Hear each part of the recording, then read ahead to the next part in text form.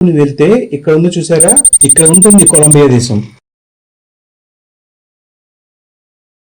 ఈ మ్యాప్ లో చూసారా, ఈ విధంగా దక్షిణ అమెరికాలోని వాయువ్య భాగంలో గల ఒక దేశం ఇది. దీని చుట్టూ వెనిజులా, బ్రెజిల్, పెరు లాంటి దేశాలు ఉంటాయి.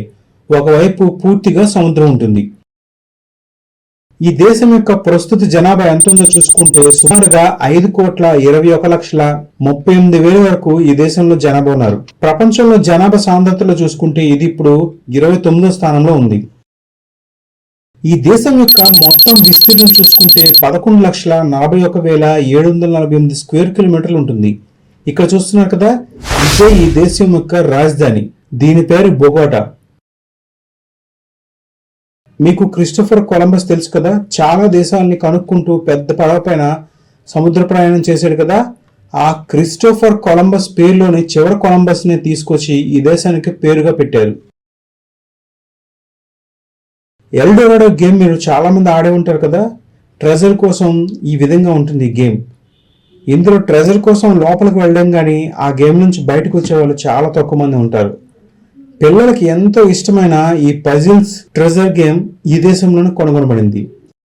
ఒక పాత సిటీలో ఉండే ట్రెజర్ ను కనుక్కోవడమే ఈ గేమ్ యొక్క ముఖ్య ఉద్దేశం. అలాంటి ఎంత ఫేమస్ అయిన ఈ ఎల్ డొరాడో అనే ఈ కాన్సెప్ట్ కూడా ఇక్కడ ఊహాజనితమైన మైథలాజికల్ కాన్సెప్టే. మీకు world famous pop singer Shakira తెలుసు కదా, ఆ షకీరా కూడా ఈ దేశానికి చెందింది. ఈమె ప్రపంచంలోనే ఎక్కువగా అవార్డ్స్ అందుకున్న పాప్ సింగర్స్ లో ఒకరు. ఈమె తనకి 4 సంవత్సరాలు ఉన్నప్పుడే చిన్న చిన్న పోయమ్స్ ని, రైమ్స్ ని రాసుకుని వాటిని పాటలుగా పాడడం నేర్చుకుంది. ఆ విధంగా చిన్నపిల్లల నుంచి పెద్దవాళ్ళకు కూడా డాన్స్ కి, పాటలకి ఈ దేశంలో ఎంతో ఇంపార్టెన్స్ ఇస్తారు.